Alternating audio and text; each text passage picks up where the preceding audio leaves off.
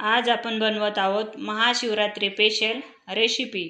तर त्यासाठी इथे मी 200 ग्रॅम खवा घेतलेला आहे, म्हणजेच 1 वाटी, आणि त्याच वाटीने अर्धी वाटी साखर घेतलेली आहे। आवडीनुसार ड्रायफ्रूट घेतलेले आहे। 1 लिटर दूध कढईमध्ये तापत ठेवलेलं आहे। दुसरीकडे पॅनमध्ये आवडीनुसार ड्रायफ्रूट घेतलेले ते थोडंसं तूप घालून परतून घेत आहे।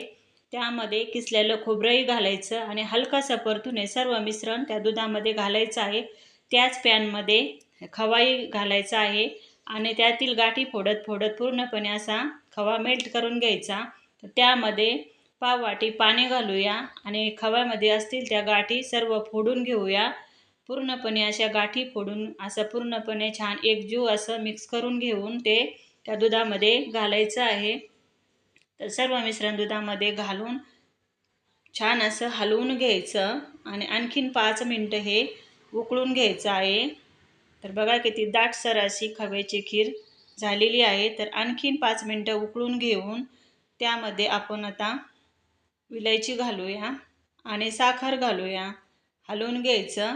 आणखीन 5 मिनिटं मंद आचेवर उकळून घ्यायचं आहे। तर बघा किती सुंदर अशी दाटसर अशी खव्याची खीर बनून तयार झालेली आहे।